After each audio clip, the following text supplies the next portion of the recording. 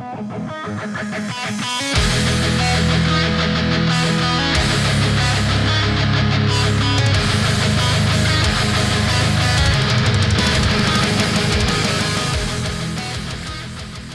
everybody, thanks for tuning in to another Sunday Slaughter podcast. My name's Charles. I'll be kicking it off as the host today.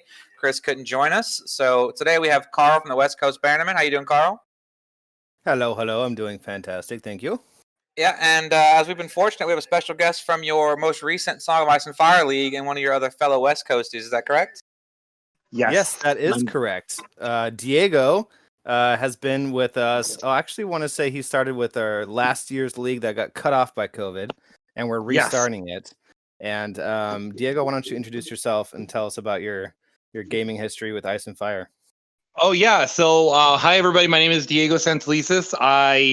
I'm here in California. So I started playing a Song of Ice and Fire thanks to actually Karl for his event over the Drink and Know Things. Was actually the first time I ever played a full game of a Song of Ice and Fire. And I went to his little event, or not little, but it was a huge event. But we went to that event, and that's what got me hooked to the game because the community is awesome. And from that point on, I was starting off as Starks and also had Baratheon army, but never really played anybody. But now that we're in the league, I've been playing with my Baratheons, and seems like everyone else too. And doing that. So I've been playing for about 2-3 years now, Karl, right? It's like 2 years now. Yeah, I'd say you're coming up on 2 probably. Yeah. Nice. So you're a little seasoned. So you Baratheon boys are probably the biggest fan club on all of the internet. What's your side, man? Have you picked a side? Oh yeah, definitely Stannis all the way, dude. Like not even. I refuse to even collect Renly stuff. Like I don't even have any of his stuff. I'm like, forget this nonsense. Yeah, I feel that's like the realest wrong. thing, right? Like when you talk to Baratheon people on different Discords and stuff, right? Like shout out to George and Three Sales Gaming. I shout them out a lot, but they are like literally an entire Discord of Baratheon loyalists, the whole channel, and they have fights in the middle of the road about which side they fight for. But it's crazy to me as a player who's not super tied to the lore, right? Like I enjoy it, but like I'm not like I only got into free folk because rattle shirt, kind of guy. Yeah. But there literally are Baratheon players who just do not own half the faction. Yep, that's me. Like you're playing a quarter faction. You're playing a 1/4 faction because you only have half your units for either side. Like there's a mass respect to players who do well with Baratheons who play like that, because you literally have like your hand tied to your foot. You're trying to play Song of Ice and Fire. You have a quarter of your points value. It's insane. Exactly. I remember the Renly and whoever else is in the core box on Renly's side. I can't remember now.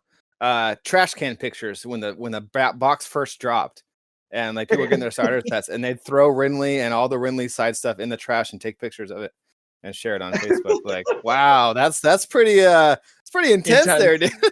Yeah. And then Rose Knights dropped and they all punted. Yeah, and then they all ran, but not me. I still run a list of like 2 R'hllor faithful just to be funny, just because I hate everybody and just love those vicious and panic tests. It's like, oh, okay, cool, let's do it. Yeah, no, I swear our next event, because there's 4 Baratheon players in our league, and they're all Stannis. Yeah. And I swear on our next event where we get together, I'm gonna make a shirt that has Davos's son being burned alive on a boat, and it's gonna say "We remember," and then on the back is gonna say "Stannis sucks." Like, so it's gonna say that's gonna be my shirt. Those are some bold words. Bold words. I mean, I just think it's funny how much people are like so tied to it. Like you said before, like, I like Baratheons. That's like always been my favorite house and everything, even from like just the lore side. And it's just so great that I have that little gimmick inside where like I refuse to play any Renly stuff, even though in many ways Renly had like the Renly side actually plays a little bit more towards my way of playing, like my style, but I refuse to do it. So like I changed my entire personality just for this army because I cannot do it. That's a real company man right there. Exactly.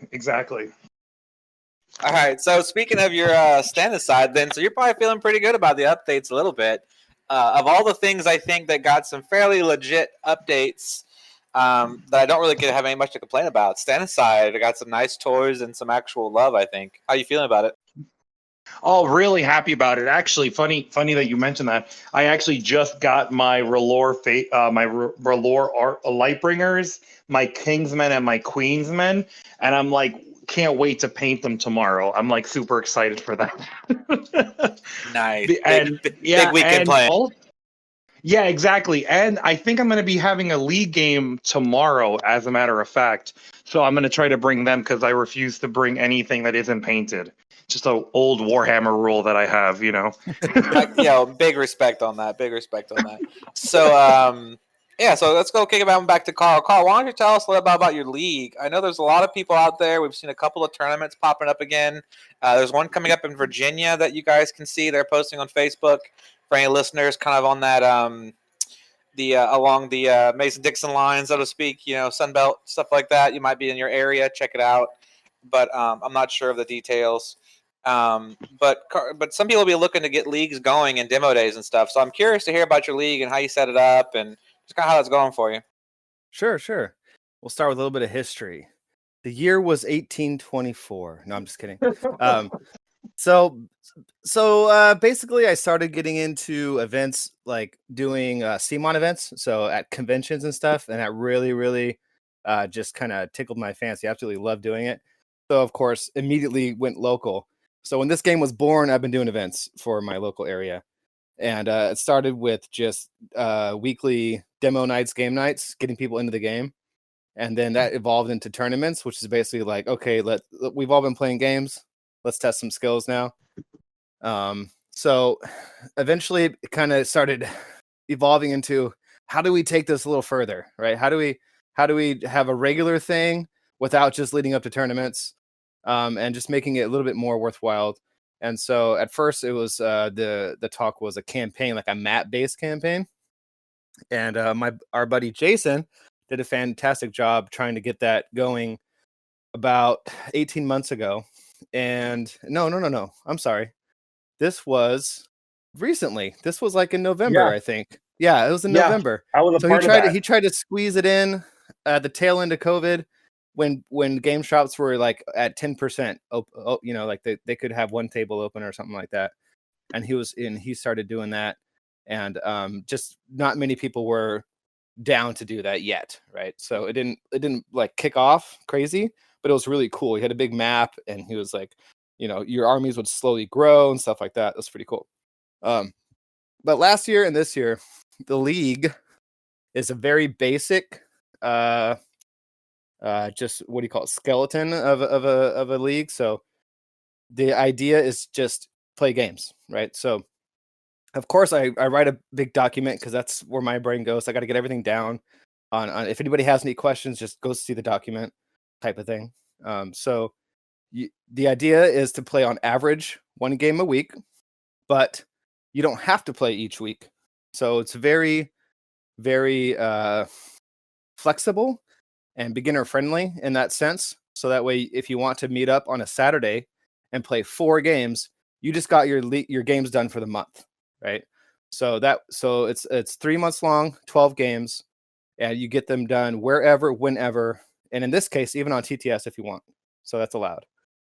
So we're trying to be very catering to anyone.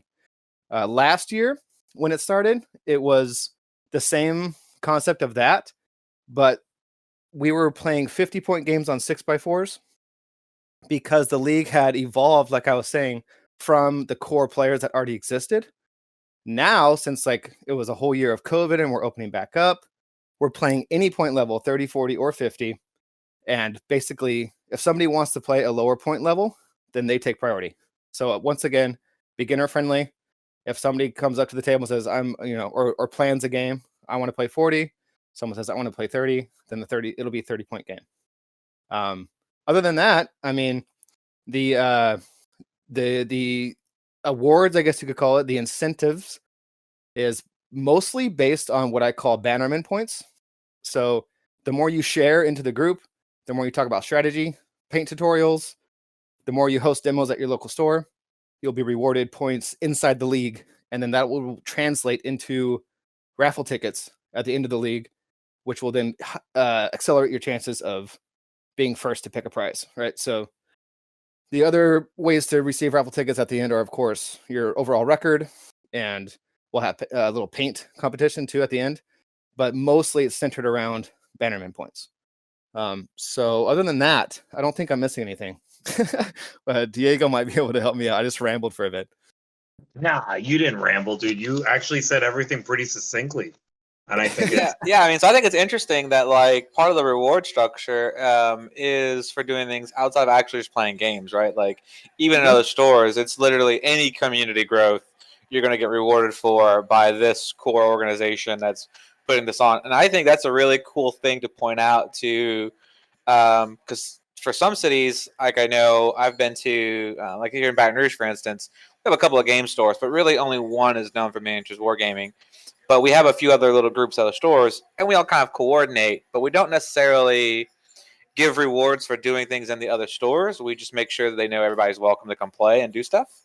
But I do think some communities, like I've heard of it in the past, where it's like, oh, we have like 3 players in my store, but on the other side of town, they have 6, but we don't really intermingle very much.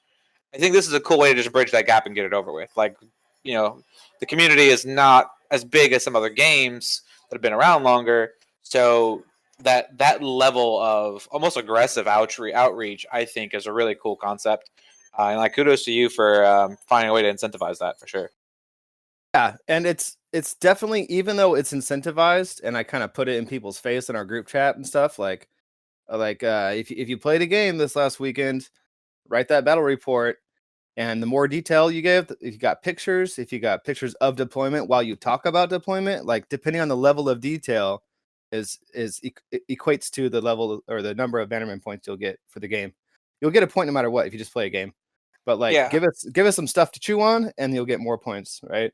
So yeah, that's definitely cool, because like when like Locabri did the Growth in the K League, like narrative league he did, right? That slow grow league he created. One of the coolest parts was seeing like Vicky and everybody's like battle reports they had were writing about the battles and stuff. And I really do think that as much like 1.6 burnout as a lot of us were having, that was one of the only reasons why that was the event we completed, basically. Like people who would have kind of checked out other events, even though it was a cool concept, it was still like something you could walk away from, right? Because it's like a TTS thing, especially as an American, because it was mostly Europeans in the pod, right? It was like half and half. So I didn't seed any of the other Americans, but Brett round 1. So I had all Europeans. So it was hard to schedule. So it's easy to check out of those things if they're not going great or you're burnt out. But the battle reports, like I did not want to not be there to be part of a battle report for somebody because they're writing such cool narrative stuff, right? I wanted to be there for them creatively and from that community side. So I still think that's super cool. That's what you're doing too. Absolutely. That is definitely rewarded. But it's also like, I'm gonna touch on a couple more things. It's also like strategic focus. So it's kind of like groupthink, right? Group mentality. Like even though we're not 5 minutes away from each other, we have these tools, these online tools, Facebook groups and stuff, where we can groupthink and talk strategy. And the more you do it, the more you'll get rewarded. The more detailed you are about your bat reps of what you've learned, what was scary, what you found out was scary, what you thought was scary but wasn't, those kinds of things. But then also like the major way to get Bannerman points in the league is to like host a demo, right? Teach somebody, bring someone new in, because people can join late to the league if they want. It's no problem. So like those kinds of things are hugely rewarded, right? We're trying to grow the community. So it's just kind of a just all around way of just being active, right? Being communicate and just be happy and excited about the game, and you'll get rewarded. So how's that going for you, Diego? Are you enjoying the league so far? What's your record and contributions looking like? So I've already had 3 games. I think one of them doesn't count because I was playing our resident power gamer. Shout out to Andrew. He's actually a really cool. He's a really cool dude. It's just an internal joke we have with him. And so I played a couple good games, and it's been really well. I'm actually looking to do an event here in Sonoma County where I live, so we can actually do a demo day to get more people to play. And that's actually one of my biggest things, is because I really want to grow the community, because this is such a cool game and such a fun game that we should be a lot bigger than we are here where we live. And so we have about 5-6 people that live here that play pretty consistently. So that I'm trying to grow that, double it by the end of the year. That's like my internal goal. Nice. Yeah. And I get to do battle reports, which are, one of my hopes is one day I'll be able to go to do a Sunday slaughter. That's actually something I've always wanted to do. I think if you look on some of your YouTube channel like comments, you've seen I've actually asked, like, how does one get onto this, or is it just for the local group? Or am I gonna have to? I mean, I don't mind flying. I think you guys are based in Ohio, if I'm not mistaken. I can't speak too much to that, but yeah, they definitely play out of Ohio. Gamers Haven is the store they generally play at. Chris does travel a little bit with his rig when he can.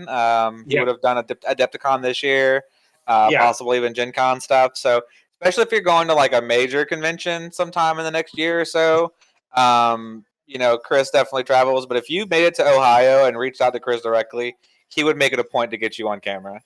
He just put in chat, like, dude, you're always welcome. Like, if you show up to throw dice at Gamers Haven and it's for battle reports, Chris will probably record you more than once. Like, he'll let you play. He'll let you play the core group and just round robin the gang and record them. I'm sure, because dude's always starving for people to be on camera, right? I can see Diego at Gamers Haven, like, knock knock. Like, Is Chris the Bolton skincare guy? Is he here? The Sunday Slaughter, and they're like, what's going on? I was trying to get a game in. I'm from California. I just flew in, and I kind of have a couple hours, so let's get this done. Like, comes in flip flops, cargos, and a hoodie. True California fashion. Yeah, exactly. I'm not playing around, guy. I brought all my stuff. Let's go.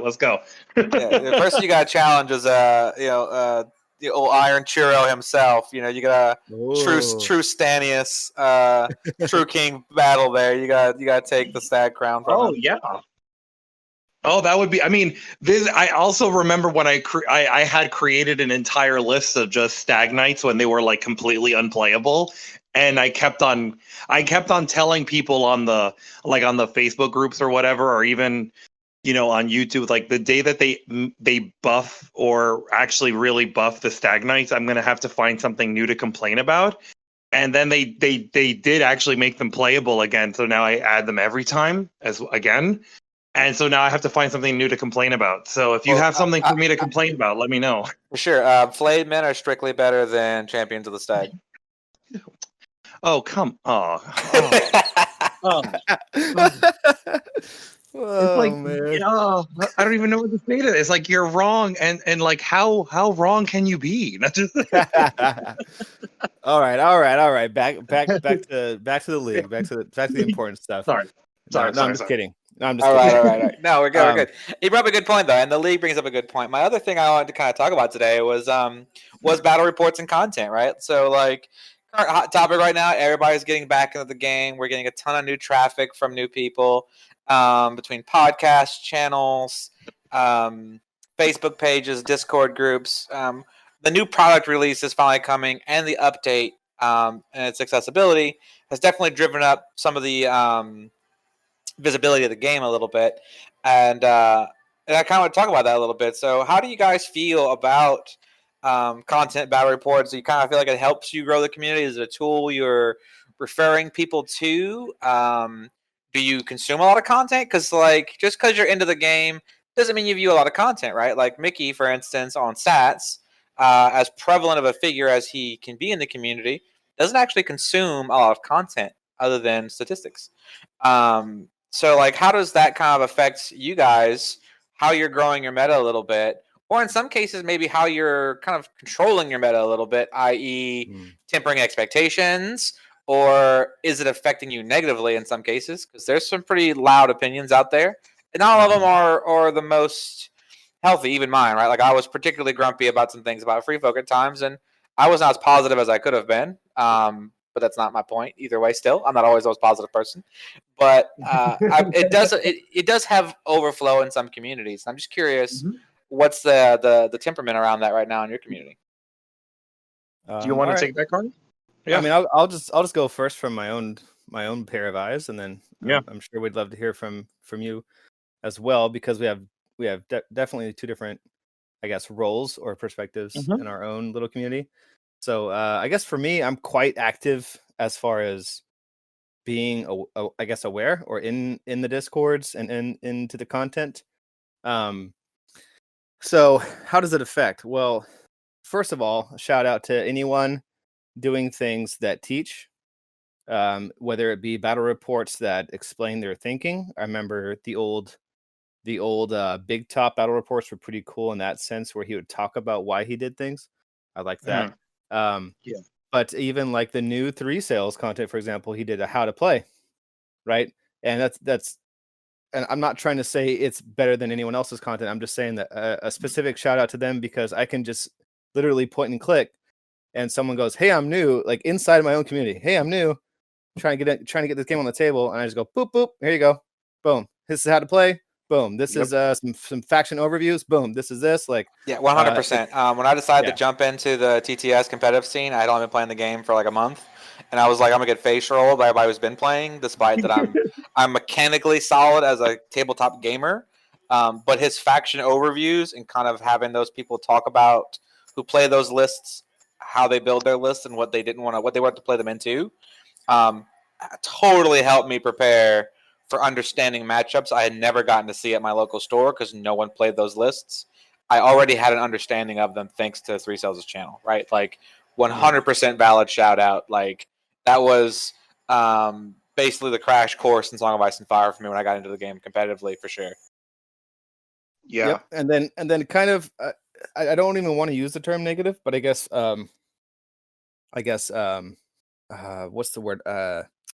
Not stoking, but the opposite. Calming down the fires in the community. It's really helpful to be a part of what's going on at this second, as far as complaints and what's being discovered about the game. That's really strong. That way, when it happens in real time in the community, you go, oh yeah, I know about that. Like, this is how you deal with it, or there's just some solutions that you have with your faction.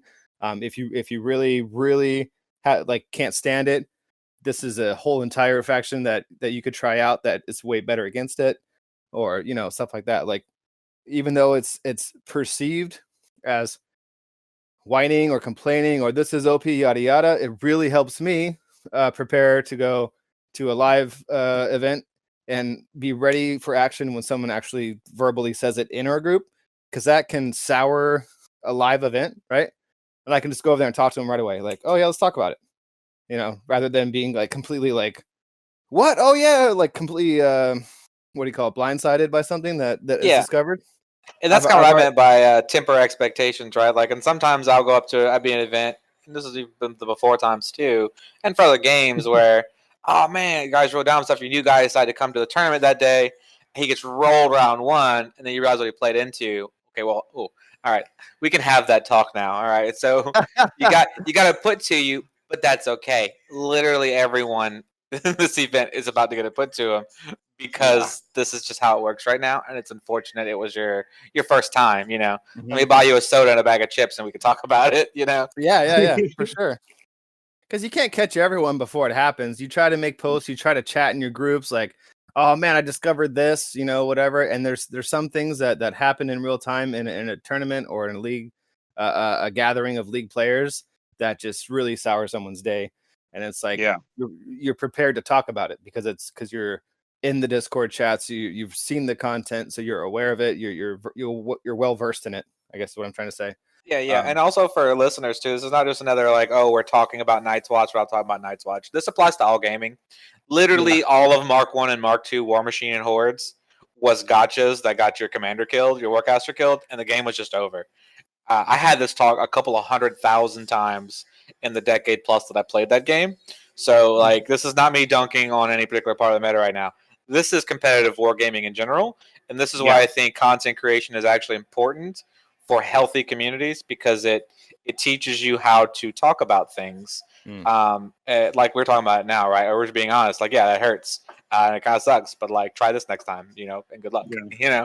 For sure. So what about you, Diego? Do you consume a lot of content, man? Oh, yeah. I mean, I wake up extremely early to. I mean, again, I don't want to sound like I'm actually a huge fan of the Sunday Slaughter like battle reports, and because I've actually done a lot of cool things with my list after watching some of those reports, especially like the Baratheon and the Stark ones, because those are the armies that I play, right? And so those are the ones that I do consume. But also, again, I don't want to repeat as much as what repeat everything that Carl said, but like when I have questions about the game I can't reach Carl in time, I will go to see if Three Sales Gaming actually has something about it, so I can actually like learn more about it, and it's actually helped my gaming tremendously. Especially because like they're Baratheon fans as well, and so they remember the before times when they were not so great. You know what I no, I mean, for a while I remember there were times where I would have my whole deck or my hand, I would want to just get rid of all of it because all the cards were like I couldn't use them, right? And now I have like the opposite problem. I have no cards in my hand anymore because I use them all. You know what I mean? So these are the changes with wargaming, because I remember how it felt when I used to play Warhammer 40K, and there were these people that would bring like these amazing lists, and here I am playing my super fluffy Dark Angels list, or at the time my super funny Cobra themed guard list, and like get wiped off the table. You know what I mean? And it's not fun.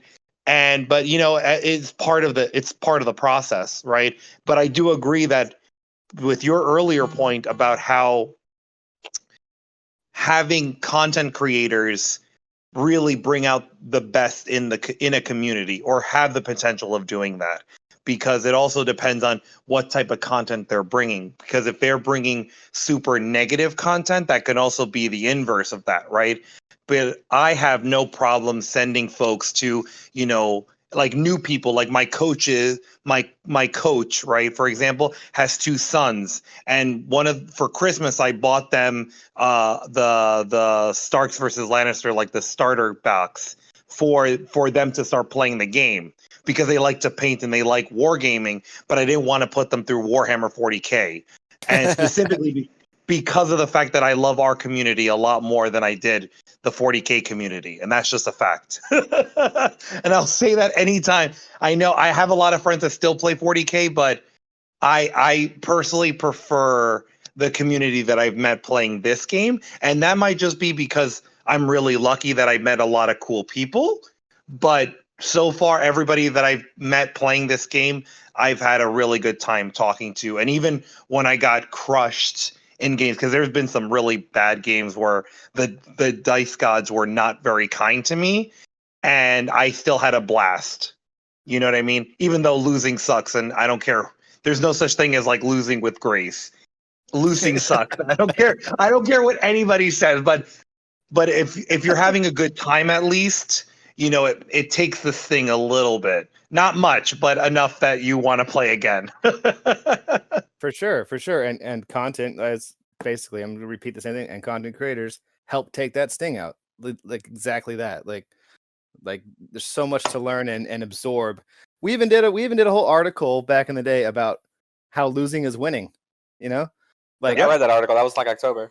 Like hopefully, out of I think it got 1,000 clicks or something like that. Maybe hopefully 10 people, at least, hopefully more. But I'm just saying, like at least 10 people like read it and now absorb their losses, their games where they get crushed in a different way, and it's now bettered their lives, right? And that was my content, right? So it's simple as that. And as far as the negative thing, like there's a difference between like just being negative attitude about everything, and about like I don't even know how I don't even know how to describe it, because it hasn't happened with this game yet. Yeah. But versus like being negative about one or two things, like criticizing the game, right? I'll give a huge shout out to Stats, that I am there every single Monday at 11 a.m. At least my time, it's 11 a.m. Yeah, I've been skipping a little bit, but I need to be back at it. When I can. Well, I mean, when I can, right? I got the little ones, but because I love their chats, I love them, And some, there's been critiques of them just being negative, and I don't think so. I don't think it's not the same. Like critiquing something about the game, even saying this was a questionable design space here, right? Versus saying, "Oh, this game sucks," yada yada. Like it's not what's happening, right? So those little critiques are teaching me to be aware of them, and then thus turns into a positive result at the end of the day. So a shout out to them as well. For sure. And I like to bring them up a lot of times too, because the Karl and them do get kind of dunked on a little bit by some parts of the community as win at all costs and whatever. And it's not particularly true. If you actually look at what Carlo and them play a lot of the times, they are playing the mid-tier stuff on purpose and trying to figure out how to break it if they can. But the reality is their content is based on statistical data. We submit results. To their database. And shout out to Song of Ice and Fire-stats.com, ASOIF-stats.com, because if you guys didn't know and your listeners, check them out. You can make your own profiles, a full list builder. You can import your list to TTS or print them out and copy and paste and share them pretty easily. But you can also challenge your friends and pre-schedule your games that way and randomize your game modes and everything. To where you could just completely pre-schedule all the random parts of the game and show up with just your list and play and submit your results. And for those of you who don't know that, it compiles them into a database, and they look at the win percentage of units, commanders, factions, faction matchups, your own personal kind of competitive video gaming ELO stat if you're into tracking yourself versus the rest of the world and everything else. It's really cool from a data standpoint. But yeah, they get called out a lot, despite the fact that they're literally showing you the math. Like this won 200 games, this won 100 games. So and one thing that they always say, and I'll repeat, because I have my league go through stats because I love it that much, right? I encourage people to make a profile, report your games on stats, and when they get it up and running full on again, I can go and look at your games that way. Instead of forcing people to make reports, like jot everything down manually and stuff like that, just use stats. Just simply use stats. That's it. On that note, not to cut you off, when you submit your result and you get your personal results screen that shows the side by side of your opponent's list and the results of the match, you can copy and paste that URL and send that result page to people. So your people can send you that link, and you can literally just open the link, and it'll take you to the results page. I have a new step I'm going to add in my league document. Thank you very much. That's all they got to do. They can kick you the URL, and you can go to the same final submitted results page they see. That's awesome, because then you can have really cool discussions, right? It's all right there. Yep. That's great. Oh, what I was going to say is stats. What they always say is with everything considered, comes down to almost always, I mean, there's been a little bit of talk of 2021, but almost always player skill, right? So there's so much discussion that they use stats for, and it's really interesting, but then they'll always say, but still player skill will win the day, right? Like it's really what they talk about is when two players are evenly skilled, and then that's when the content comes to fruition, right? So or the stats or whatever. So yeah, and we really saw a lot of that in the World Cup whenever we kind of did the rate your top 10 who makes the cut for the World Cup qualifier, right? Like there were lists that were questionable, but we still put certain players in the top 10 because of who they were, right? Like Larks got almost unanimously put in the top spots, despite the fact he was trying some experimental 4 NCU activation skew Howlin list. He still got enough votes that we didn't care about the weird list tech. We're like, it's Larks. Like there's got to be a catch. I'm not prepared to bet against Larks at the time. And that's another really cool thing to mention. Diego, you got to shout out about your content creator stuff, right? Yeah, you did. Okay. I feel like I'm talking too much. I was going to say, no, you're fine. Another cool thing to shout out about it is because of COVID and TTS, huge shout out to Bartender, the hero of the Song of Ice and Fire world. That just came to mind. Bartender, you're the man. Is for real, dude. Honestly, like this game, I question if it would be breathing right now. Is the international scene. So all these discords are now have merged and have a little bit of taste of feelers into the whole international world. And so when you talk about stuff in discords, there'll be someone from Germany going, "Oh yeah, no, I had that happen to me last week," and I was like, "Oh cool!" Like my meta over here in California has never even tried that kind of list, Like it's just it's amazing, and I'm so happy, and it really adds even more positive to the whole like being a part of Discord and content, just because of that simple fact. So again, bartender, thank you. Yeah, I do have to admit that one of the things I have to like now that we're opening up is that the idea that we might actually be able to go to LVO and have like a full scale A Song of Ice and Fire. Oh, LVO, yes. Yeah. Yes. I'm actually like trying to plan out my vacation so I can be able to do that, because that would be awesome. I'm gonna half-ass everything about the whole weekend except Saturday night post-game, post-event party. That's what I'll be focused on. Yeah. Yeah, and so let me throw it out there. I saw you post a shout about it on the Facebook. Do you have some details about the possible song event at LVO this year? I do, and it's very short. Give us what you got. We can always update. We can always update people on another podcast. But I think giving it as much of a head start as we can, we should. All right. So number one, Karl, West Coast Bannermen, is not head TO to this event. I will be playing. I'll be rolling dice. That's right. It's one of those. Talk about like the evolution of my role in the community, right? It's one of those things I've been kind of like pushing, which is all right. For example, in the league, who's hosting the next event next month? Because it ain't me, right? So I'm really excited to do that. So Richard and Andrew are two boys trying to grow their community, trying to make the game big over in Arizona, and they are hosting LVO.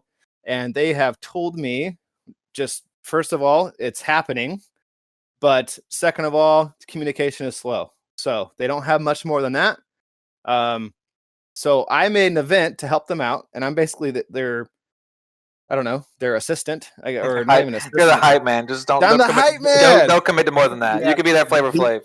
Yeah. Yeah. The MC. I'm the hype man, but also like while I see them work, I'll give them tips and pointers. For example, I told them, have something now since you're bored, since there's nothing to talk about now. You should work now and have something ready to post bi-weekly, or at the very minimum, since it's really early, monthly. Reminder post, big excitement, event announcement posts, to keep the spreading the word going. I told them a couple ideas about like pre-event contests you could have, or like just to keep the hype going. But basically, also they should ask Simon to make their own official Simon source posts. Yeah, and then we need to get them on basically all the major content people's like, because we have to beat the UKGT. Yeah, exactly. We gotta beat the UKGT. So that's simple as that. So the first, in less than a day, we got over 20. So it's looking really good. But so is the date locked in, or are they still working on it? So the event is a yearly. Do you know about LVO? Like, yeah, I'm familiar with it. I just know if it was changing dates or anything. No, it's the weekend after my birthday, the 28th of January. 28th. Yeah. So that's LVO for sure. They're selling tickets for LVO right now. Okay. You can get your ticket to the event.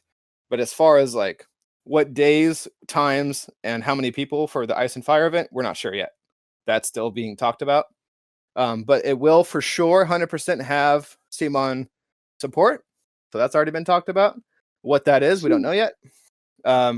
But like it's very early, right? So the hype train is just starting to get the coal into the engine.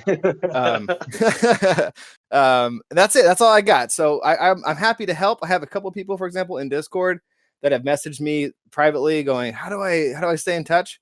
All I have right now is that, and as soon as I get more, I will link everyone that doesn't use Facebook to the actual event site or the URL or whatever.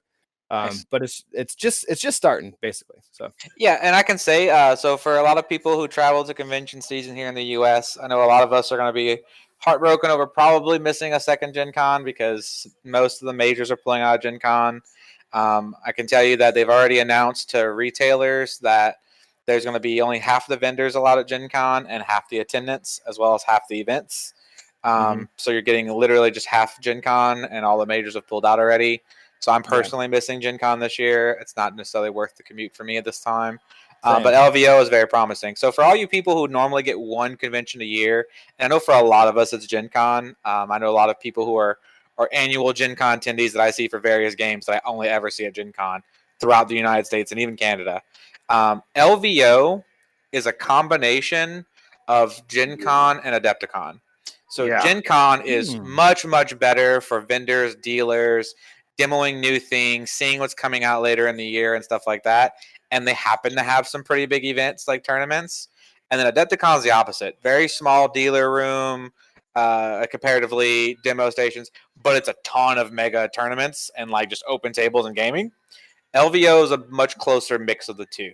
There's a lot of games. There's a lot of side rooms.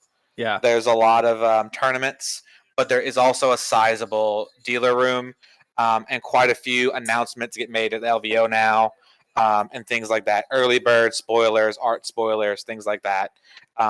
So that kind of side of Gen Con does actually happen at LVO.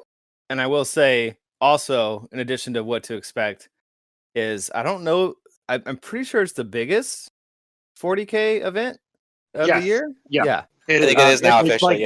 It's absolutely the 40K insane. event. Yeah, it's huge. So that's pretty cool to see that when you walk through all the halls, and it's just, you can imagine like a Gen Con size floor, and you just look and it's all 40K games going on. It's like, holy shit. It's intense, dude. It's intense. It's like camping. It's intense.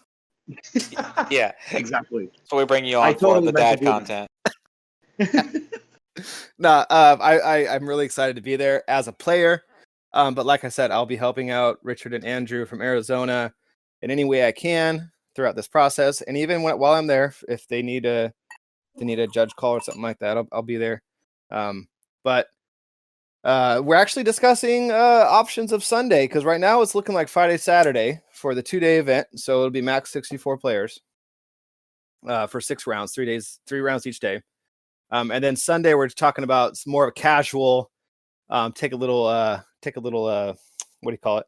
Note from what's the Family Time games, and maybe do a team event. So beginner friendly, kind of pair yourself up with a veteran type of style, or we're just throwing back ideas right now for a possible Sunday casual event. So yeah, that'd be really cool. So it's just a lot of pre-planning, it's just in the works. All right, so now we kind of talked about LVO a little bit and other things, and let's get back to the content conversation. We talked about tempering expectations. So something that's been kind of, not to say getting my goat a little bit, but it's been getting my goat a little bit, is how people have been kind of talking about the game. And this is probably the second time, honestly, on the podcast that I talk about how people talk to each other, as well as how I talk about the game in the community. Because, as we mentioned, there's some pretty aggressive stances in other gaming communities, and I don't have time for it in those communities, and I certainly don't have time for it in this one that I actually participate in. And about how we talk about the game in, say, casuals tones versus competitive tones, or how we credit or discredit people's experience with the game a little bit. So, like, something I've been noticing is the, hey, if you don't like playing against Night's Watch, just keep it to yourself and play something else. Play a different game, which doesn't help anybody with anything. It's not constructive at all. But also, in some cases, I catch myself doing similar things, though, in the idea of talking about everything in a competitive light, right? Not everyone plays two-list format. Not every community enjoys the game in a tournament format. Or at a competitive level. Some people play kitchen table style, which is great, and they play all fluff lists. Some people play, like Diego here, only Stannis, 100% Stannis, right? Like, not even other Stannis loyalty commanders, just Stannis. And there is place for all of those people in this community, and I think some of us have kind of, maybe it's the lack of interaction from being at the game store, right, where you are in that mindset of these are real people. Maybe people are a little bit too removed from the community right now, and they're only playing their brother-in-law or their roommate. But how do you feel about some of that, like how content drives the conversation? How do we manage the way we talk about the game as far as finding that balance between tournament-minded talk where it's strategy and stats and things like that, but also still leaving room at the table for narrative players who want to play fluff lists and just enjoy their lists and their themes. I'll let Diego go first this time. Oh, I mean, so I You guess know the handicap. Let's talk about it. yeah. I mean, well, at the end of the day, right? So like I do play mostly for fun, and I play my fluffy like Stannis list or my only Relore list, right? And I really don't care because I know what I'm here for, right? But like also I came from like a very hyper competitive like 40K scene. So like I feel like a lot of these like get good conversations are very tame in comparison to what I've seen before, or like have people like literally change like pay thousands of dollars every year because they're just chasing the new net list army. You know what I'm trying to say? Does Yeah. that make sense? Okay, so Yeah, like, you've come from pay to win communities. You know yeah, more true win at all cost mentalities. Now, ex- whether it's good or bad is debatable, but you're more familiar with it, and you don't see it here. yeah, exactly. And again, like I'm sure that there is that. I mean, I haven't felt that here in our group, but we have a really good group of guys. But you know, I do feel like it's not as bad in this community yet. I think it might be because we're just new, but also like yeah, I agree with you. Like this whole like if you don't like playing Night's Watch, like get a grip or figure it out or get better. That doesn't help anybody, right? Especially if they're new, right? And you know, I don't know how we could foster a better community in when you're having people like that talk. I think in many ways, Karl seems to be is really good at making sure that folks who say things like that are talked to or heard, but then also told like, hey, like, be more a little, you need to grow up a little bit. You know what I mean? Like, yes, you just said your point, but now, let's see what we can do going forward, right? Because it doesn't help just to complain, about war machines or whatever. I mean, again, like I said before, like, I know what it's like to get completely curb stomp in a game and feel like that everything you bring is completely underpowered. But at the same time, it's like it's just a game. It's just toy soldiers at the end of it. You know what I mean? You're here to have fun. And if you're not having fun or you're playing in such a way that winning is the only thing that matters to you, then are you really having as much fun as you could be? You know? Yeah, I'm pretty leery of avoiding that statement because I play to win. Winning is what's fun for me. It's the strategy. Oh, I fair, enjoy the themes fair. and playing with people, but I Yeah. play to win because I want to be rewarded for strategy. But I do agree with you that it's important to, like you said, not invalidate those people's experience, right? Like you've been heard, that's your experience and it's valid. Now let me talk about it with you. I think is the Yeah. important takeaway there, right? And that's what I'm not seeing a whole lot of, and that's what's frustrating me a little bit because I have to temper myself, right? Like, go ahead, Karl. What was that, Karl? I think you're breaking up. Oh yeah, maybe. Oh. Yeah. So Yes. that's what I have to do is like temper myself a little bit too, right? Because I have to when I see certain comments like, hey, this list is my answer. It's 2 NCUs or 2 NCU versus 3 NCU or just run this. I'm more inclined to speak up when it's somebody saying something like run this into this matchup as an answer, and it just doesn't mechanically work that way. Because what I'm noticing is a lot of this quote unquote outreach or answers or we'll get good, just play this is often rooted in a not how a rule works is my big issue right now. Yeah. Like people are playing a different version of the game who think that Always certain things aren't a problem. And the more people are talking about the balance issues or perceived balance issues right now is revealing more and more of them are playing with a mix mash of like 1.4 to 1.7. I'm good. Like 2021. Like one dude brought up today, I thought stakes got destroyed whenever you got damage from them. That hasn't been a rule for almost 2 years now. Like the stakes do damage once and they're broken, right? Like the destructible rule got changed ages ago. I didn't even have models at that time, right? Like I was aware of the rule because I watched people play the game, and I was aware it left all before I bought models. That's how long ago it was. Yeah, I'm overflowing with responses, so I'm gonna ramble for a second here. Go ahead, just jump in. All right. First of all, people have been playing the game wrong since the game was born, including all of us. Yes. And this is a very almost belligerent statement or wild statement, I'll say, because Hot take, Karl. there's only one person in the world that knows how to play this game correctly, and that's Michael Chanel. That's it. I've been saying that since day one, and I say that now. There are still interactions, there are still rules, there are still things that everyone goes, pretty sure this is how you're supposed to play it. Right? Like, and that's okay. I'm not talking shit. I'm just saying, like, you know, like, there's a lot of discussion, community conversation in a game, right? And when you compare someone else's game on this part of the world with someone else's game in Poland, it's gonna be different. That's okay, you know. But at the end of the day, don't feel bad if you get shit wrong.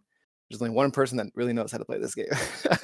Yeah, So and I have a little bit of an issue with that. Like, there's some variant, sure, grammatical versus language translation, sure, but like, there's some foggy space in this game that doesn't need to be there. Oh, for sure. But we'll get to that, right? Like, FAQ will come; it has to come. Like, some things just like I stop stressing over because they have to happen, or the game will die, and then it's not my problem anymore. You know, so I have to just bet on it coming. Other stuff that was being said before I forget was reverting back to the man, I can't. Diego was talking about getting crushed and stuff like that. I was gonna say reverted back to the mentality of the article that I was a part of, which is talking about how losing is winning. And this, if you think about this as a very broad topic, it relates to being negative in general, right? So you having a negative experience, period, not just losing a game, but just you having a negative experience. How is that winning, right? And when you look at it that way, when people start to complain and start to whine or whatever you say, and they don't ask for help, because part of this issue is people don't translate well online. They don't know how to text properly and share how they're feeling or the whole entire picture of what they're talking about. They're really short. They just want to get a message across. So that's a huge part of Discord and online conversation is people don't know how to translate what they want to say into text format, right? That's a big one that you always have to take into account for. But secondly, when you have a negative issue or a negative feeling or negative or a loss in a game, how do you take that and win, right? And what that means is a lot of this has been brought up in the Facebook recently is discussion. Talk about how do we beat this? How this is what's punishing me right now. Whine, or instead, help me out. How can I beat this? Any suggestions? Let's talk about it. I tried this, it didn't work. This was a game mode, and I tried to do this, and it didn't work. You know, that's healthy. That's actually good. Like negative things can actually be very good. And one of those. What was I going to say? There's one last thing in my bullet point. I just forgot. Dang it. I'll stop there for now. So delete the last. Yeah, no, that's all good stuff. We can always come back to it if you think of it. And that's kind of what my point was, right? Like we've kind of forgotten. I think some people have forgotten how to talk about it, even in text format, right? Maybe they didn't ever know how to talk about it, but I've had that temper myself where I have to ask, like, hey, I legit ask somebody, do you want an answer to that question, or are you just upset right now? Like, if so. Or I'll feel it out. Well, what was the game mode? How did it play out? What were their NCUs? And see how much they're willing to talk about the matchup. They usually volunteer more information. Then I can see if they're open to coaching or not, if that's what they want. And if they don't want it, I leave it alone. In some cases, you know. So I think they call it shit posting, right? That's the term. That's the term. Sometimes, yeah. Hey, I'm just gonna say it right now. I hate shit posting. Okay, you want to talk about why you got crushed? Give me the details. Let's go over it. Right? You want a shit post about like you just whining about something being strong? You know what? Oh, this was the last bullet point. I'm so glad I said this. The last bullet point was I wouldn't play this game if I didn't have a puzzle to solve. Like, hello? Yeah. Like, aren't you glad there's something for you to contend with? Like, can you I don't like what Diego was talking about, the whole pay to win thing. Like, the meta finds out what's good, you buy it, and then you go win. I don't want to play that game. That sounds boring as shit. I do not want to be a part of that at all. I want to play a game that's so close, but there are some strong things that are on the opposite side of the table. I have to figure out how to beat. That sounds fun to me. I don't know. I'm just saying. Yeah, I will say, and that's why I say I still, for all of its faults, I still enjoyed 1.6. Right? I still enjoyed. Oh yeah, playing 1.6. I will say that the Night's Watch problem is bordering on the other side, on the pay to win side. That if you ordered enough Night's Watch stuff and got it in, that I couldn't touch you with most of the packages in the game. But we're not sure yet, right? It's still too new, so I'm still taking that with a grain of salt. I feel pretty confident. So check this out. So we had an event, our first league event was at Game Castle, Sacramento. Great store. Shout out to the staff. Awesome place. Yeah, amazing. Go Joey. And they got stuff. So I set it up like a month ahead of time, and they doubled their stock of Ice and Fire stuff for us for the event. They're just awesome staff. Yeah. Anyways, I'm the demo guy, right? I'm the event coordinator. So I have a table for me to teach, and that's my role for the day. I got to teach 2 people. One of them ended up winning the Graveyard Starter and is now part of our league. Shout out to Becca. Yeah. Welcome to our league. Yeah. But after 2 demos, there was no one to teach, basically. And the 2 people that learned wanted to play each other. So here I am, chilling. Me and Paul, who's over in Diego's neck of the woods, have a lunch break, and we had about a pitcher to ourselves, right? so because I'm feeling done for the day, pretty much. I come back and there's a player, hoping for a game. Sure, I got nothing going on. I'll play. And I come to find out later. I'll say this now, but later in the story is he's very competitive and he's very all about the rules. You guys will know him on Discord as in the boy, I know that guy. Yeah. We talk air quotes talk a lot in Hard Home. And all I said was the beginning is I told my story. I just came from lunch.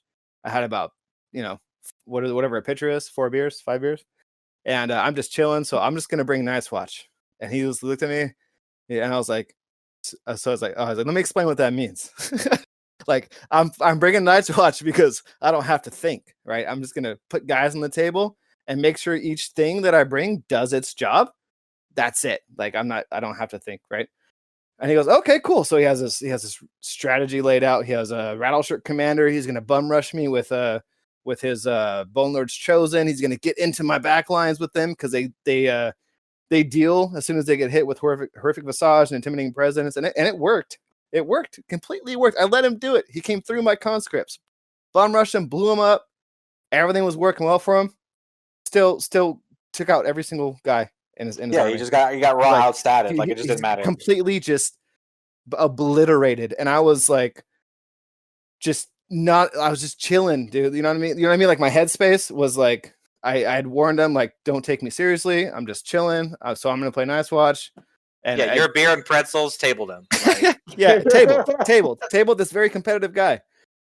Right. So I will speak on that. That's how different it is. Yeah. So that's why I say, like, it's because it kind of comes off of shit posting when they're venting. I think people should be allowed to vent because that's what tells us, the community leaders, like you said, if someone had such a negative experience playing into a matchup, whether it's actually founded or not, that tells us we have a potential problem, right? Like, yeah. Now, is it that maybe it's just a coachable moment for that person? Pardon me. A coachable moment for that person? Sure. We can find out. We will know. We will know how to speak to it.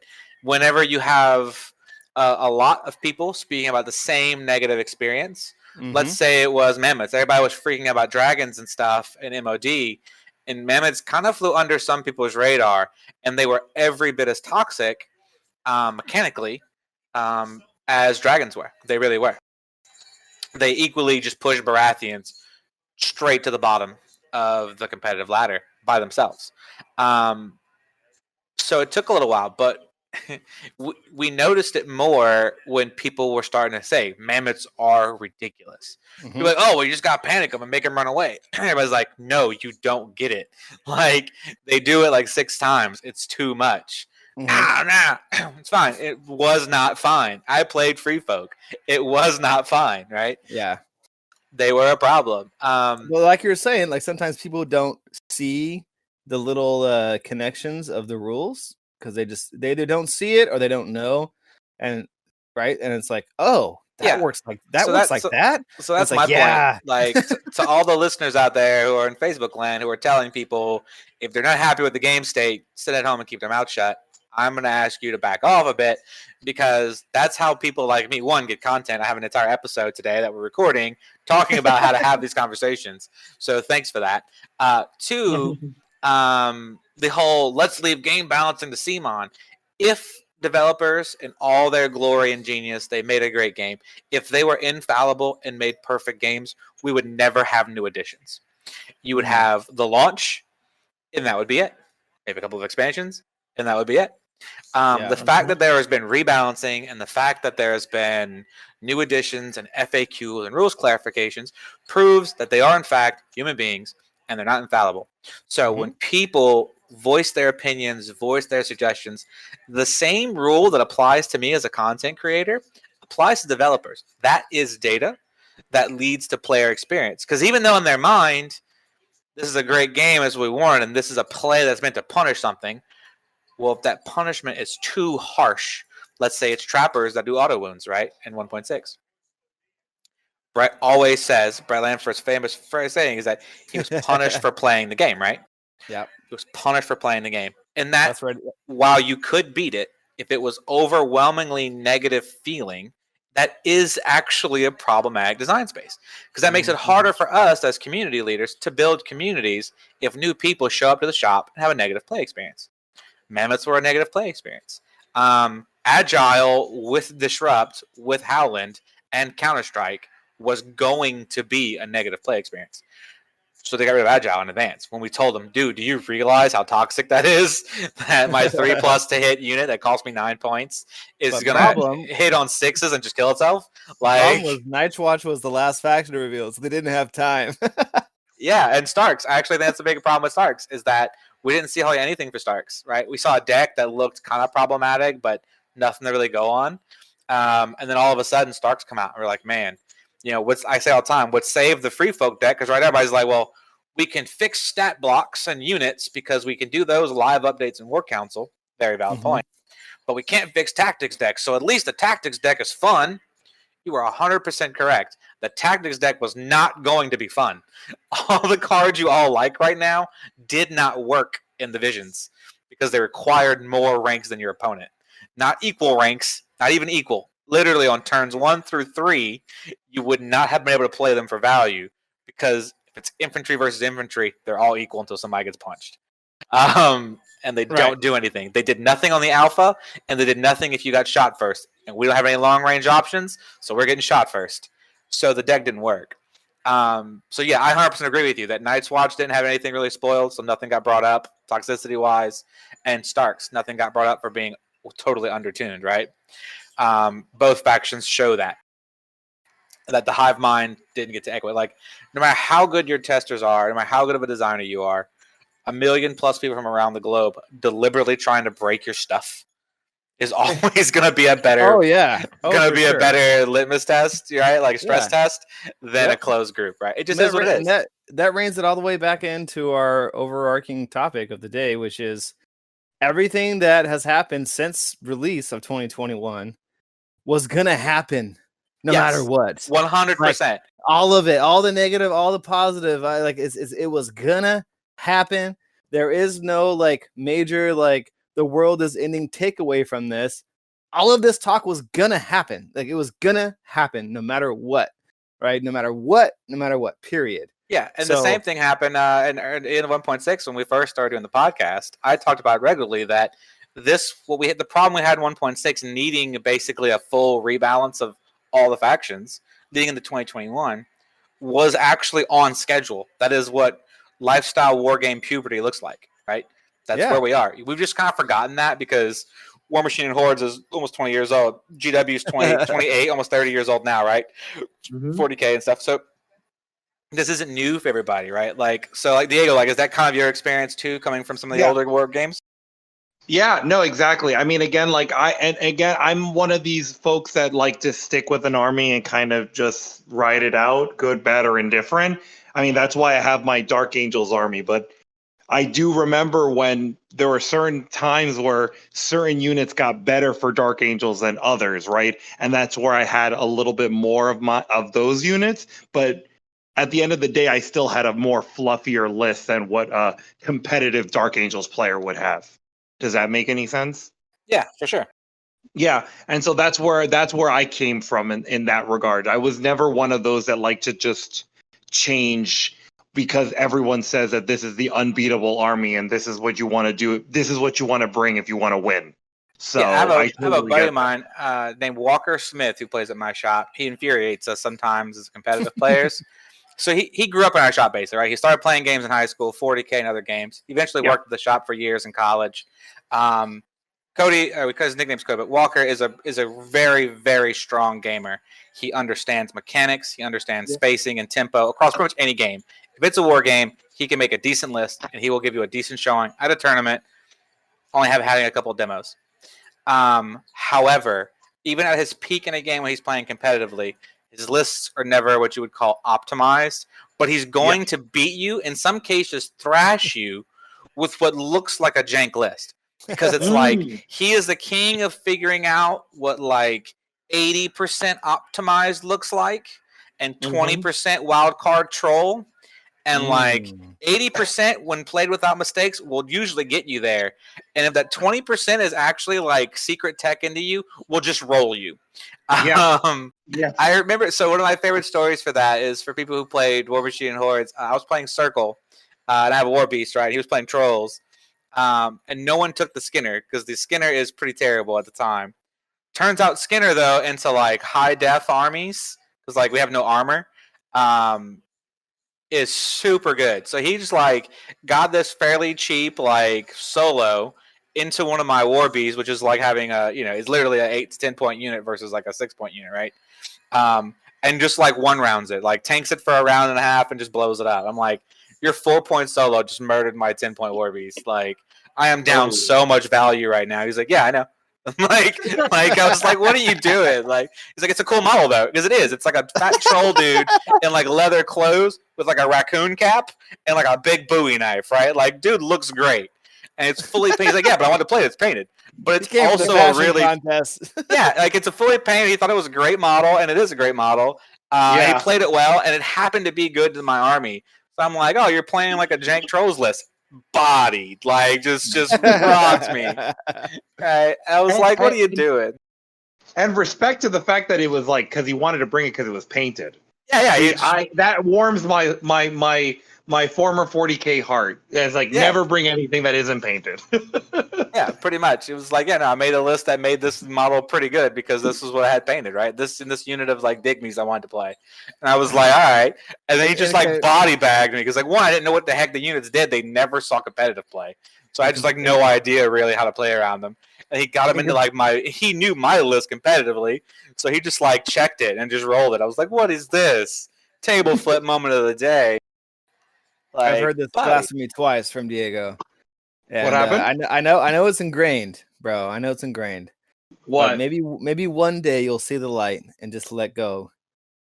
Of what? Fully painted. Your shit doesn't have to be painted, bro. Your shit doesn't have to be painted. Dude, I can't.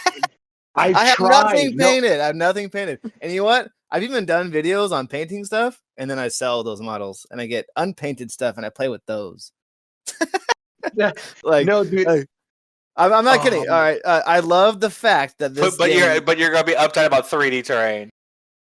Oh, I'm not uptight about that. I did that. That was a thing to try to entice players to learn. Is visuals, aesthetics, right? Come see my table and learn the game. That's why I did that. I'm not uptight about 3D terrain at all. Not at all. I mean, like, uptight was the wrong word. But like, I mean, like, you're really into like 3D terrain and fancy terrain. But like, I love terrain in general, if I were to sketch or paint on canvas, I would paint a nature scene rather than characters, I guess you could say, right? So that I just love, I love that period, that whole thing, right? It's not that I demand it or I prefer it even. I really love the idea how it all comes together with a flat cardboard terrain. It's great. It works fantastic. Like I love it. I also love working on 3D terrain. It's a really fun and rewarding experience to me. But oh, for sure. But as far as painted models go, get that out of here. You don't need that. No, I know, dude. I'm the worst because like there are times where I'm like, oh, I really want to bring this unit, but it's not painted, so I'm gonna have to just like take it out of my list and put this in there. You're not the only one in our league that does that, and that brings us round to the whole league thing of one of the most beautiful things about something like a league is getting to know your players, getting to know each other. And some guy is just really into painting. Some guy is really into telling stories after they play a game. Some guy is really into the strategy, the tactics, right? Some guy just wants to socialize and he loves the lore. It's a beautiful thing. Yeah, 100%. And that is probably what I've missed the most about tabletop gaming in person. Yeah. Yep. So because there are people we'll never get to play with if we only play TTS because they only want to show up to paint models and talk to people and like they'll assemble models while watching a game and they'll never actually roll dice. Yeah, they'll bring their paint kit to the event and sit there and paint and chat while people play. Like I fucking love it. Sorry, excuse my French, but like I don't even know if it really is French. Anyways, but like, but that's like, you know, back to like how we talk about the game, right? Like, there's so much focus on these certain things, balance, competitive nature, and it's like, bro, just like, you know, there's so much to love about this game, and for the simple fact that there's a new edition that got tons of energy and man hours put into it. And has been produced, and they gave it to us early, even though the packs aren't ready. Like, there's just so much to like love, right? Like, and it's like there's so much to be happy about, you know. Like, yes, there is balance things that you can bring up, and it's totally respected as long as you talk about it in a way that is meant to produce positivity, right? Like, if you like I said, shit posting sucks. Anyways, that was my little rant. I'm not sure where I'm going with that. We're good. And yeah, we can kind of wrap this up a little bit and bring it back together. So yeah, what's some final thoughts on like community building content and how to have constructive conversations around the game in its current game state between both groups of players? Final thoughts for you. Keynote thoughts. We'll start with you, and then we'll go to Diego, and then me. Can you repeat the question, please? Just some final thoughts on like content, how we talk about the game, and like building your community around either competitive conversations, casual conversations, and even mitigating toxic conversations. Just kind of like words of wisdom, final words of wisdom to people trying to grow their community or manage the situation. Okay. So I guess the first point of realization, I guess, is know your role. I think is that a Steve Austin quote or something like that? I'm not sure. I mean, he used it a lot. That's The Rock. but know your role was The Rock. The Rock was know your role. Oh, thank you, The Rock. That was The Rock. My bad. Oh, people are gonna bash me now. Yeah. Hey, it's been a long time. Anyway, you're gonna get dragged in the comments now for that. Yeah. Know your anything role. that gets us clicks, it's fine. Yeah. Know your role, meaning like if you are dedicated to growing, being active in your community, that's one thing, right? So if you're not that guy, know your role, meaning like don't try to take over the conversation with your one single experience or your very emotionally driven loss that you just experienced, right? Like, how do I rephrase this? Okay, let's reverse it. So as a community leader, right, you get to see everything that progresses, everything that develops. You get to have your fingers in all the little pots of everyone chatting about things. And what you're doing is you're encouraging all the talks of all the different types, because all it is active conversation about the game. Period is positive. That's it. Boom, positive. Even if someone's got, man, this unit, I can't, it's bullshit. It's OP. I can't beat it. Guess what? They're talking about the game. They are talking about the game. That is positive. As long as it doesn't turn into bashing. It's a positive discussion. They're trying to figure out how to beat this OP element of the game. That's totally fine. On the other side, as a player, if you are that player that's having that chat, and your league community person comes along and joins the conversation, you don't override them and say, no, this is how it is. I played this one game and got crushed. Like, let the guy that's been there since day one, that's building the community and the entire local scene for you, let him give you some advice. Like, accept it, like, learn, listen, right? So I guess it's down to, like I said, know your role, right? Like, it's okay to vent, it's okay to talk about anything, but there's definitely a way of, I guess, I don't know. I guess it also comes down to, like, some communities don't have that. Some communities don't have that guy that's taking the charge, taking the lead, and building the community. And somebody should. Honestly, like, that helps so much. Like, so much for someone to go, all right, I'm your TO, I'm your event organizer, I'm your guy. I'm going to be in the discourse, I'm going to be in the content, I'm going to be here, I'm going to be ready for you, I'm here for rules questions. That is a huge job, a huge like task. And it's there for people that really love the game, right? And if you have that guy, then it's now you have roles, and then you can benefit from those roles, I guess. All right, boys, the gauntlet is thrown. Karl has challenged you all to become community leaders. Yes. Step your game up. Everyone needs one. Every community needs one. Do it. All right, field promotions per Karl. All right, Diego, what do you got, man? You got some words of wisdom for folks trying to navigate the scene and talk to their friends and get the game going? For sure. I'm a big believer in you. If you like this game, you are the game's best spokesperson. So people are going to not join or join because of their interactions with you as a person. So if you're having a demo game, or like Karl said, being a leader, trying to grow the community, that's going to be the way that you get people involved and invested into the game, ultimately, because they had a good interaction with you. The reason why I joined and why I'm so into this game was because of, the great event that Karl put out, frankly, right? And the community that he's fostering.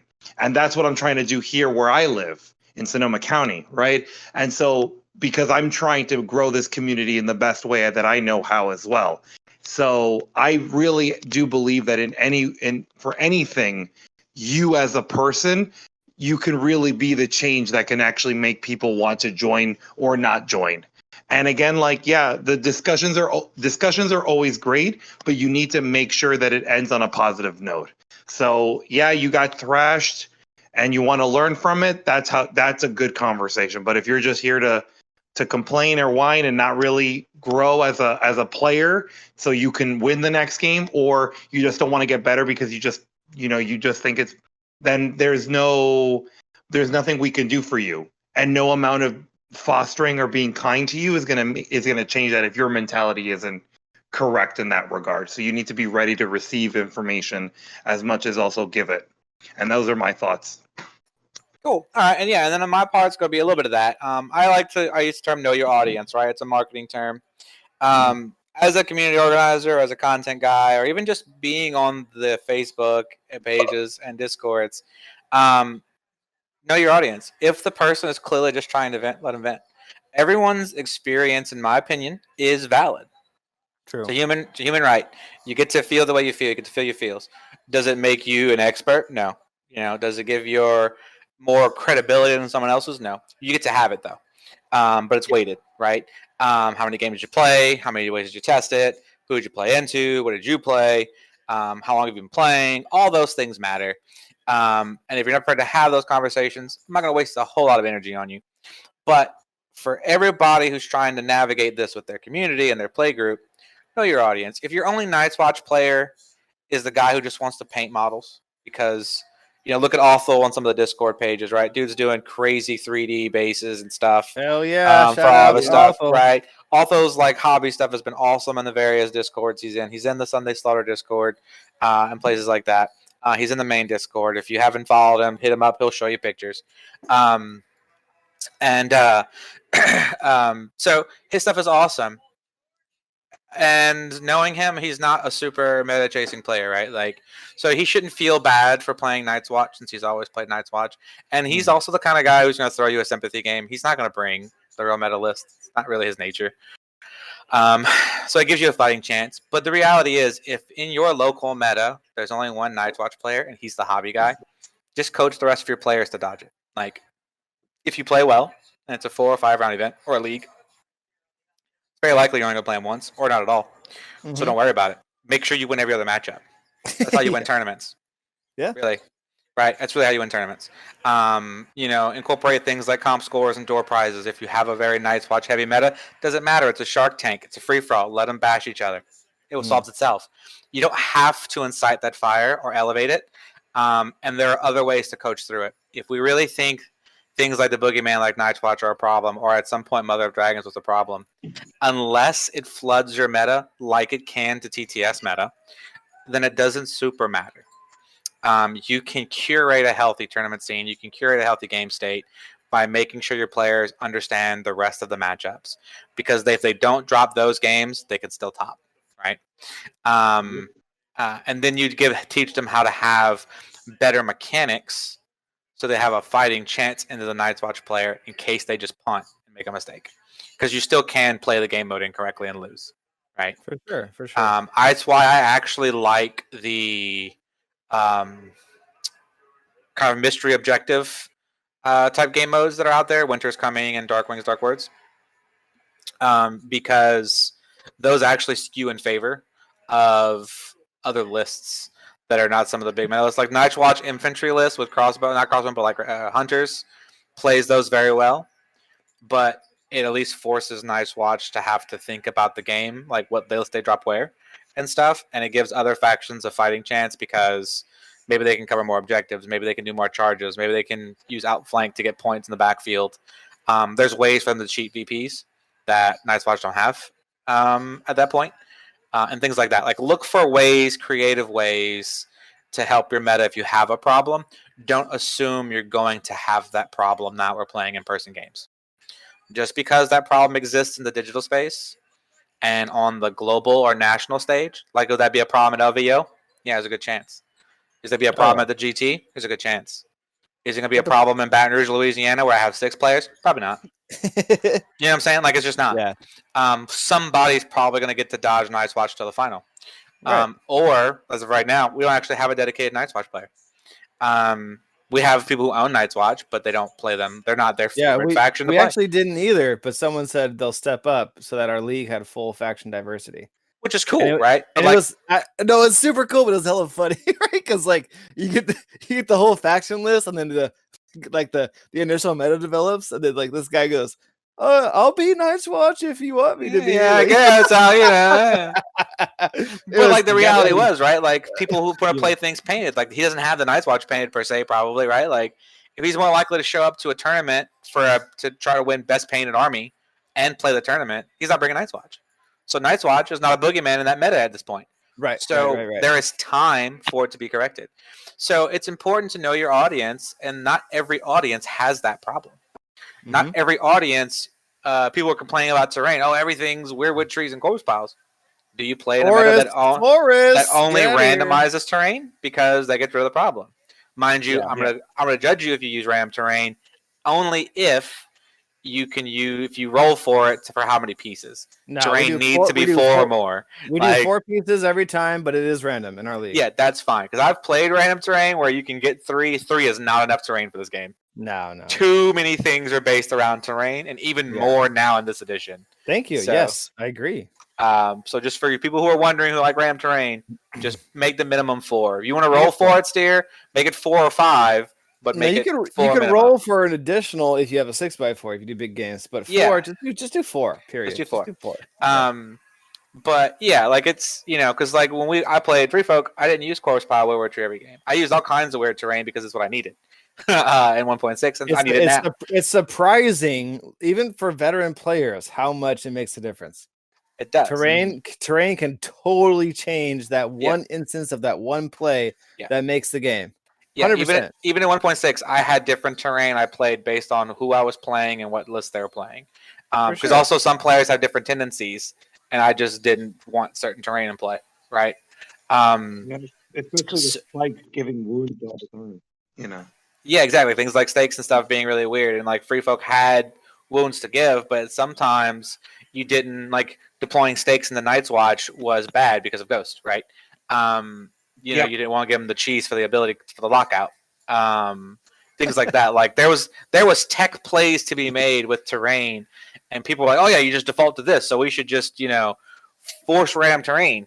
Well, it depends on your meta, because the way I was playing and the people I was playing with, that wasn't really the problem, right? So we didn't need to do that. So know your audience, pay attention to your players. That includes those who do want to whine. Just take it with a grain of salt at that point and understand they're venting, and there's not a problem to fix yet. It's not a problem to fix until they ask you for coaching. And you should still offer it in advance to let them know that you're available for coaching, but you don't have to force it. Like, if somebody's complaining about 3 NCU meta and all their lists only have 2, okay, you want to talk about 3 NCU versus 2 NCU? No, I want to bring my 6 activation, and it needs to be good. Okay, well, I'm not going to coach you. Just because you determined 6 activations, 2 NCUs, elites should work in this game, and you don't want to talk about mechanically, fundamentally, why it doesn't work, then I'm not going to waste my time. Not in a negative way. I'm going to let you vent. I'm going to buy you a beer. We're going to laugh about it. And then I'm going to watch you lose when you go to the tournament. I'm going to make sure I'm there. Not to say I told you so, but just in case you change your mind on that advice. And if you pass it up again, well, that's just how I know it's going to be. Or just in case for the rest of them. Just in case exactly. Yeah. Maybe you were wrong, Mr. Charles. Yeah, we'll see. I doubt it, but we'll see. Nah, but that brings me to my final thoughts on the whole topic of how we talk about the game. I'm gonna digest it and spit it back out and say, how do we see and hear things that are talked about the game? Okay, so meaning when someone spews or vents or someone complains, do we let that get into ourselves, into our soul about the game and change how we feel about it? Do we let that happen? Or do we see it, digest it, and go, okay, this guy's venting. Okay, this guy is just mad about something, right? Like there's a whole another podcast topic about how you take in information about what other people are saying about the game, right? So I just want to just throw that out there real quick because we didn't talk about it all. And basically I think we did, right? Like we talk about the stats guys and how a lot of what they say is misinterpreted. Oh yeah, true. Because of how people listen, right? Like confirmation bias, right? You're right. I forgot about that. And I agree with you though. Listening is part of the conversation. Yes. It is part of the skill set about talking about the game, and that's a good point. We can't forget to listen to the community. You can't have a community if you don't communicate. That's just not how it works. The rule, those words share a Latin root word for a reason. They're directly related. Like there's skill in sharing, sharing via text online Discord, but there's also skill in reading into text that you see online and Discord, so and Facebook and stuff. And also, don't be scared to hop in one of these game channels and just talk to someone. Also, by the way, we're a bunch of nerds with headsets and Discord. Like, let's be realistic here. Hop in and be like, hey, like we don't have to play a game, but like if you want to talk about us, type a paragraph. Let's just hop in and talk about it. That's what we can share a screen and pull things up on stats. Like we have the memeing channel on NRG server, but like, and like that's what we do there, right? Like it's definitely a venting room, and we just sit there and pull crap up on the stats and look at the list builders and be like, "That's trash. I can't fix that." Like, can't count the hours me and Mickey have spent like sad, drink, crying, trying to build free folk lists, while Karl just makes fun of us for not playing a better faction. But it's what it's there for. I already sold my free folk just because I can't play my mammoths. I'm so sad. Yeah, so it's pretty rough. They're gone. They're out of here. But yeah. Anyway, in the end of the day, though, it's about playing games. Know your audience, communicate with each other, be kind to each other, and remember also that not everybody's a great teacher. Being a teacher is not an easy skill, and it may not be for you. So, but being emotionally available for people who know they have dedicated a lot of time and energy and effort into a hobby and feel a little hurt right now is a valid experience for them. And you can empathize, and we need to not forget about that in community and even in wargaming and strategy. Empathy shouldn't be an afterthought. It shouldn't be that. That is when win at all costs comes up. If I literally don't care about your feelings or your play experience or helping you be better and make sure you have fun and we hang out and we enjoy our time in our shop, that's when it becomes win at all costs. Not about rules lawyering, not about list building. When I literally stop caring about my opponent and how they enjoy the game or spend time with me or their hobby time, then it's win at all costs. And that's what we should avoid. Absolutely, 100%. It brings up a great point about the know your role that I was saying earlier is even if you don't have a leader, but you just a group of guys that get together. Like one guy is good at this, right? You're good at shouldering those frustrations, or you're good at like providing strategic feedback. Like just it's literally like a wargaming club or a social group. It's just another little miniature society, right? So like you have a role to fill. You have a place there. That's why you're part of it. That's why you feel welcome. Yep. So let it shine. Know your role and let it go. Let it flourish. And right. be. Yep. No, that was all good stuff. So we're getting a little long here. YouTube algorithms and whatnot. Oh, I have one more hour left in me. Hold on, wait. Yeah. You West Coasties. Y'all got several hours than the rest of us. But shout outs. We got any shout outs for the week? Anybody you want to show love to? I got a big one. I got a huge one that everyone needs to know. Everybody. organizedplay@cmon.com. Email them, please. If you are thinking about or already organizing or already have organized any type of in-person events, leagues, anything like that. I'm not selfish. I ain't holding that shit to myself. I'm not passing that shit through private messages. Nah, I am shouting that shit out to everyone that I know. Hit him up. His name is Robert, and he's the man. He's awesome. He's been fucking killing it in my experience that as far as our conversation goes. Hit him up if you are looking to boost your local scene, and he will help you out. He is on a mission to bring back in-person gaming for this game, and he wants to hear from you. Okay, now that email address specifically, as far as I know, is for a certain individual that's for North America.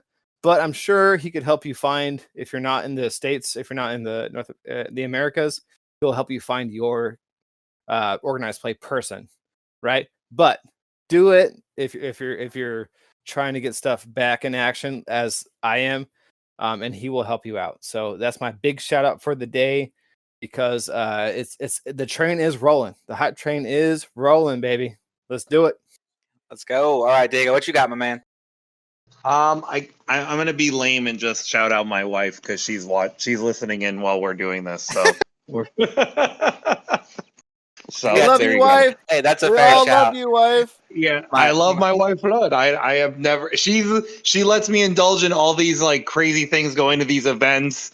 Let me go to LVO to play the game. I mean, yeah, I can't beat her. So he just told her he's going to LVO. Yeah, AKA she just found out right now, and she's like, "Oh, what the hell? Why are you going to Vegas?" Oh man, to roll dice, but not that kind. Yeah, exactly. I'm going for the cooler rolling dice. Nothing to do with the craps table. I promise. Until after the event. Until after I play. Yeah, it's fine. Yeah, maybe downstairs. Yeah, and my shout is to other content guys. 3 Sales Gaming is about to kick off with the TSL. So a lot of us are going to have new content chats and updates on how the games are going. It's going to be a lot of games. It's not going to be conventional data because we get to do sort of the team event, modified version of like the team event rules doc, where we get to kind of control some of our own pairings a little bit. So it won't be a good one-to-one example of like, oh, hey, Free Folk. So the few of us who are playing Free Folk, they're doing well. They won 60% of their matches. It's probably because I was able to put myself into like neutrals or Starks or something that I have a better chance into, right? I get to literally just dodge Night's Watch if I can good enough at the pairings. So it's not going to be the best for data, but it is going to be a surge of games and a surge of conversations of people playing the game globally, which is going to be awesome again. I'm pretty sure Bartender's in my division, so I actually get to play Bartender and some of those guys, which is going to be cool. And then the Stats Boys, because they are cranking out and updating the website for 2021, and Carlo was doing that still in his free time and around his vacation time and his job. While tournaments are not 100% ready, it's because he's updating the tools so that's better for us, with even more of a focus on in-person gaming. Is he playing Frisbee again? What was he doing? He's competing in Frisbee, right? So he is in Ultimate Frisbee. He is on a very competitive team, but that's not where he's at right now. He was just on vacation, I think. With some of the delay. But I mean, that was even still the whole week prior. He was working until 2 or 3 a.m. coding, right? It's just a lot of code. Nah, he's the man. Because he changed how the database structure works. So things wouldn't time out like they were and stuff like that. So it's going to scale better over time. But yeah, check out the challenge feature for your in-person games. It's real easy. You can literally just send your friend a game challenge. You can both upload your lists if you play 2-list format, or you can load your same list twice if it's single-list format. You just bring in a list to test. You can then also pick your game mode or randomize your game mode, and the whole thing will be right there for you in one place. And then when you finish your game, load up your data and go from there. So, and then you have your personal profile page. So when you and your friend argue over who's won more in matchups, you can literally show it and have data to back up your trash talk. Because you could be that guy. If you want to be that guy, I'm that guy. I like to show my. For sure. I only report wins. That's how I do. Yeah. No, I report all my wins, losses, but I am the guy at my locals who will be like, oh, no. I'm up 4-1 on you on the records. So you won. You lost the last game. You owe me a beer this time. Kind of thing. And as always, out here in the Sunday Star team, thank you all to Chris's patrons. He works on the battle reports and things like that, and that really helps him maintain his equipment and do what he needs to do to get time. And he's been getting like unit boxes and prize support and stuff for you guys. So shout out to all the patrons and for people being patient. The podcast has been a little erratic, mainly because of content windows, right? The community has been pretty hot and heavy lately. And we don't like to just kind of jump in either on the bus train, or if there's negativity. We want to have something meaningful to contribute, and that's kind of what this conversation was about today. So I really appreciate you guys speaking candidly with me, and appreciate all our listeners. And as always, we'll see you around.